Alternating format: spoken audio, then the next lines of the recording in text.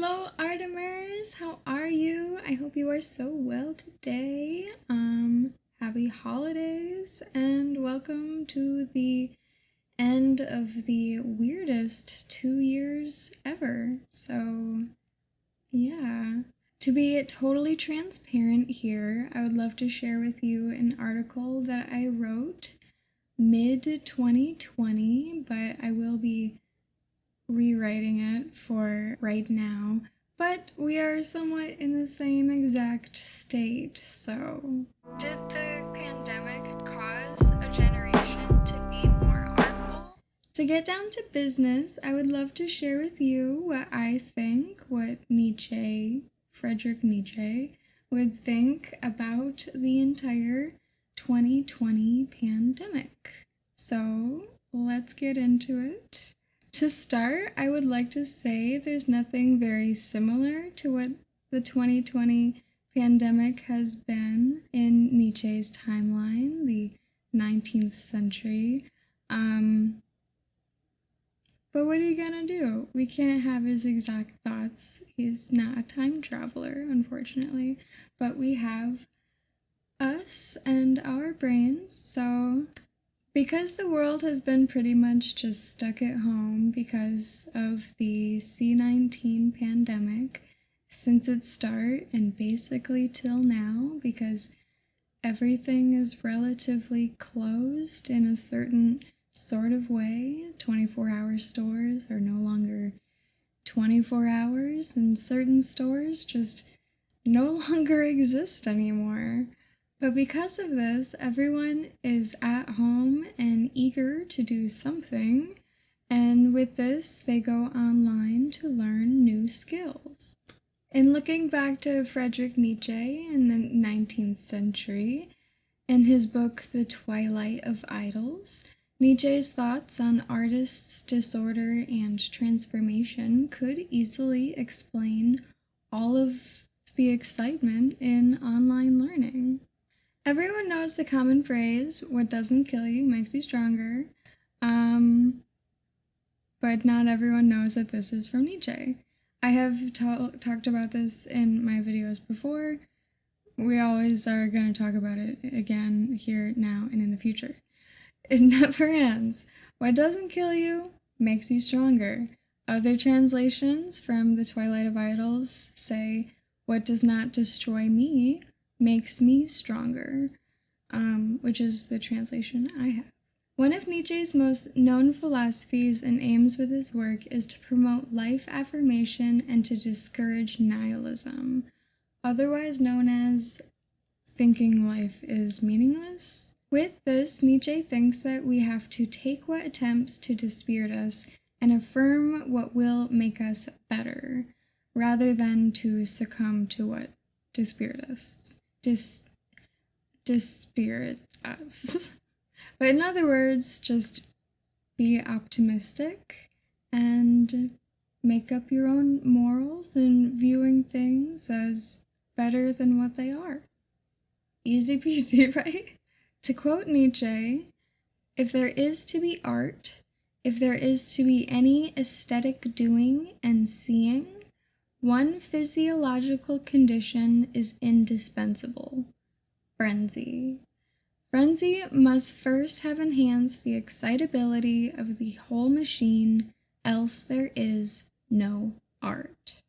The most significant aspect of the entire pandemic is the fact that people are largely just staying at home, doing their own thing within their own house. And so while the word frenzy often makes us imagine madness or chaos, social distancing is in a way a sort of emotional and spiritual frenzy, as humans are social creatures. But not to worry, to Nietzsche, this sort of frenzy is completely indispensable to the artistic creativity and its flow. From the Washington Journal, the online learning service Skillshare shared that after C-19 and social distancing started, Most classes grew in students between 100% and 900%, resulting from social distancing and just being at home all the time. This sort of frenzy is just boredom. That's pretty much it. Boredom, loneliness, and for many, this creates a creative arousal, if you will.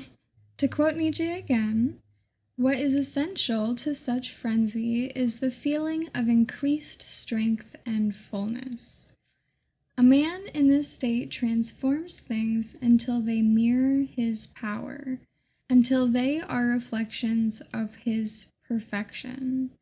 This having to transform into perfection is art. What can be said then is that a measurable amount of people today are picking themselves up by their bootstraps and learning new skills and improving on old ones, or teaching the world skills that they have, creating their own classes, creating their own YouTube shows and whatever. One example is Swell Entertainment, one of my top favorite people. She only became a creator when the pandemic started. So, Booya? I discovered at a very early age that if I talk long enough, I could make anything right or wrong. So either I'm God or truth is relative. And in either case, booyah. Oh, interesting. It's just the average person has a much harder time saying booyah to moral relativism. So while staying within our homes and being comfortable in our pajamas, people are still trying to be active and creative and optimistic towards the entire scenario that we have been basically forced in. Hashtag darkest timeline ever. Before the pandemic happened, people would spend a lot of time at work or school or other social places like bars and restaurants. All of the places where people can socialize and just bask in other people. Social distancing, quarantine, lockdown, however you want to call it, what started this entire thing is social and local lacking, meaning we cannot really go anywhere and we cannot really talk to anyone in person. That is, unless, of course, like today, you are vaccinated, but of course, we have new variants. I think that's the word, but Omicron, Persei, you know the one. So going and seeing people in person is not the easiest thing to do because you never really want to get anyone sick because what's the F is going on anyways, right? All of this, other than work, we still have to work. We are left to basically just entertain ourselves. And if that's not with literal consumable entertainment, it is with tangible, proactive, artistic entertainment. And so because of this, at the start of everything in the pandemic, you got a lot of titles like 10 Skillshare art classes to keep you busy at home while social distancing. That is an actual title. There are a lot of other online services, obviously, and all of them have become very rational sources for balancing the order and disorder caused by the entire pandemic. And this balancing of the frenzy is the essential, the having to that Nietzsche was referring to, and it is what gives us our strength. Nietzsche also writes on the anti-artist, which is sort of what I was leading to earlier, and from his Twilight of Idols, he writes something which can completely be applied to this scenario. And so again, from his Twilight of Idols, anti-artistry is a mode of being which would impoverish all things, making them thin and consumptive. People who are starved by life and must of necessity grab things, eat them out, and make them more meager. These quotes may sound familiar if you've watched any of my other videos. Truly, I wish Nietzsche wrote about art more often, but You can only do so much. But when artists are inspired, they feel the need of food and art. And maybe not even the first one. If you know some people like my boyfriend, it's just the art moves them, and it pretty much has to be done before you can do anything else in life. Whereas non-artists are in a need of satisfaction, and that's basically it. Unfortunately, if you watched my last video, a need of pure satisfaction and consumability is impossible to fill, aka an existential void. But the anti-artist is consumptive, and they need everything and exhaust everything. Nietzsche would say that the artist is affirming life and finding meaning in it by attempting to control the frenzy, whereas the anti-artist is a nihilist and finds no meaning in life from art, in that creating his own meaning to art and life and everything, but instead consumes other people's art and consumes other people's how to control frenzy, otherwise known as Nietzsche's slave morality, but I'm not sure how much resentment kind of lies there, so maybe slave morality minus resentment is straight up just a zombie. Who knows? Maybe leave a comment in the comments. Nietzsche often writes about opposites in pretty much all of his books. And for this reason, I pretty much like to write on both of his sides of the story. And so with this, I would love to compare educational videos to pure entertainment videos, as learning often causes the mind to switch from passive to active while watching something. Education and entertainment do seem like natural opposites. To exemplify this a little bit, I guess one could say when they're watching a tutorial and they are trying to follow it very closely, they might be pausing it every so often, maybe even every 20 seconds if it's something like origami. But with entertainment videos, you practically have this non-stop instant replay to which you can just sit there and lie down and be comfortable all day long, which is very unfortunate because in our day and age, entertainment is inexhaustible. It is uncountable, innumerable. And so this nearly infinity of things to watch is, again, going to lead you to just pure disappointment and pure, you're going to never fill your existential void. The amount of television shows, books, movies, YouTube shows available are inexhaustible to make meager or thin. To quote back to Nietzsche. To say another much more positive note from Nietzsche to leave us on something beautiful, art is the great stimulus to life. And to quickly quote him from before, man just sees himself as perfection in art. He didn't say it like that exactly, but I think about that nearly every day. But getting to my point, learning new skills and transforming frenzy of boredom or chaos or whatever you want or causes you frenzy into art is what creates meaning to life. And with this, we become supermen in a very not real way. That's more of like a Nietzschean lifestyle, but we can be supermen if we want to call it that, if we're making our own meanings and values and all of that goodness. We can call it that.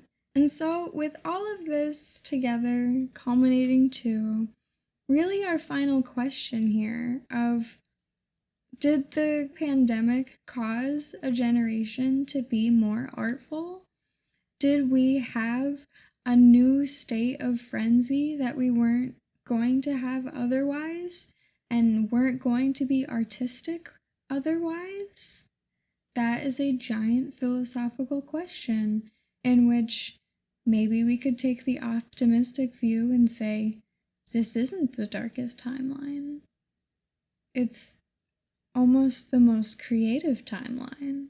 I know this is really, really similar to a video that I did in the past, but I think it's really important to talk about artists versus the anti-artists when it comes to consuming versus creating. And more importantly, I really wanted to share with you my favorite thing about Christmas, which is making Christmas presents.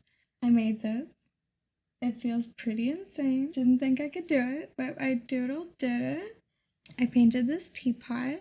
I wish I had like a month and a half longer to spend on it and painting it into a beautifully holy freaking cow design. But what can you do? I think it turned out really pretty in a more minimalistic look, if you ask me. I'm very excited to give it to my sister and see her reaction. So yeah, I'm just so nervous and excited. If you're curious, this is for my madre and padre, ma mère et mon père.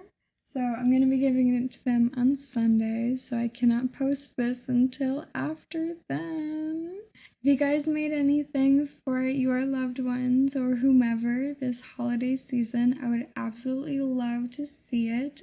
Please post a link. I don't know if you can post links. You used to not be able to. But if it's like an Instagram handle, post your Instagram handle in the comment below. I'm super excited to see what you guys have to share. And I'm freaking so excited. I love the holidays. Again, or not again, I don't think I've said it yet, but I'm so thankful that you guys decided to spend some time with me this beautiful holiday season. There's no frickin' snow on the ground where I am, so, you know, just cut back to when there was.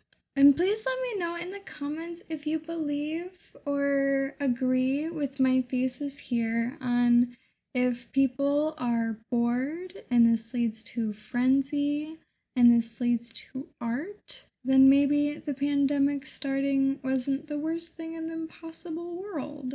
Or maybe that's too much of a stretch. I don't know. Let's say it wasn't the worst thing in the possible world, but it still was pretty freaking terrible, I gotta say.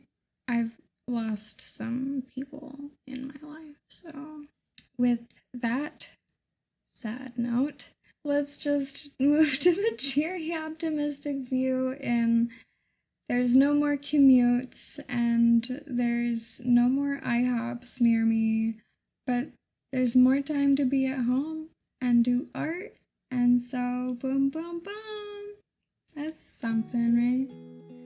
Alright, thank you guys again. Sorry I always gab and chat and so long on these outros. It's just like a thing I do, I guess. Alright, catch you on the flip-flop. Happy holidays, and I love you. Bye!